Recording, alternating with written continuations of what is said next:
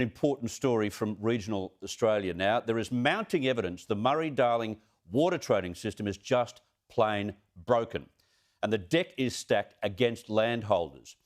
A report in the Weekly Times has revealed major water traders have a huge advantage against ordinary irrigators because of a digitised system that favours bigger players. Now, to make sense of this, I'm joined by rural journalist with the Weekly Times, Peter Hunt. Peter, in very simple terms, why has the big guy got a leg up on the little guy in the Murray-Darling? End of the day, generate more cash. I mean, that's the ultimate issue. You've got choke points within the Murray-Darling Basin where water's worth more below that choke than above it because you can't get water through it easily. And brokers use bots that monitor government websites to see when that trading opens between those two systems, and they use obviously good broadband and good connectivity to get their applications for trade through those systems very quickly. So we have a system where obviously brokers are going to favour the bigger clients, and you're going to put water through those trades, through those choke points for your big clients ahead of your little ones when you've got small trades. So it's been happening, and a lot of it has to do with the fact that we've moved to, as your previous speaker said, more technically sophisticated systems where the little guy just misses out. Yeah. Is anyone in power doing anything about this now that they know about it? Well, we've been harping on about this for years. Water New South Wales is looking at it at the moment through a review. In Victoria, we've got a system whereby brokers have an advantage because they go through a portal, whereas the old farmer goes in to do a water trade. By the time he's typed in his credit card details, all the water that's available for trade's gone. Oh. So, it's just like that. So an easy system would be a ballot, where the guy with 100 megs has got an equal footing with the bloke who's got 1,000. Other people have talked about auction systems and so on, but ultimately it just comes down to having a fair and equitable system of trade in an environment where water now is Australia's most valuable commodity. We're the driest continent on Earth, and here we are, transferring water through these fairly sophisticated markets, and we need to ensure there's equity.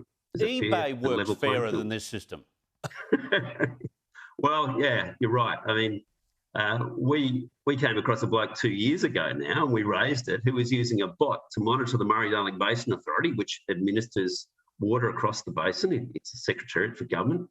And this bloke was just using a bot to monitor their website, and as soon as the trade opened, that bot would pick up that number and then automatically pump trades through ahead of everyone else. Wow.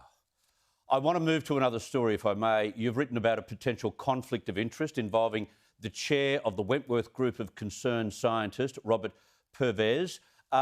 What's happening with that? So well, to be honest, I think we and many other people are completely unaware that Mr. Favours was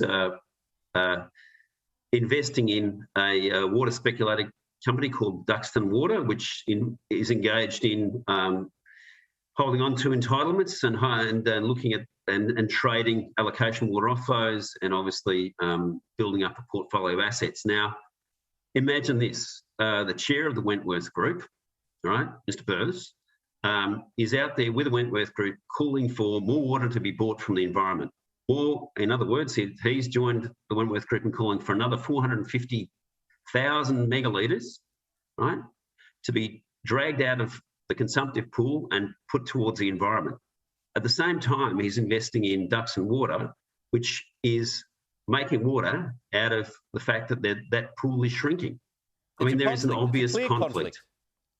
Yes, absolutely. Yeah. And obviously we raised that yesterday, went through it. The only reason we found out about it was because Mr. Favours' shareholding reached the 5% threshold, in which it's required, Duxton Water's required to disclose how much he's got. And we found out that he's been buying shares in Duxton Water since 2018. And at the same time, the Wentworth Group is receiving about half its funding from his foundation. So here you have Wentworth Group out there advocating for more water to be taken from irrigators and environment, which effectively pushes up the price because there's less water. And here he is making money out of Ducks and water. We're not suggesting he is acting improperly, but boy, as you say, it is a conflict of interest. Peter Hunt, thank you very much for your time this evening. Not a problem. Thanks, Chris. Okay. Enjoyed it. Cheers.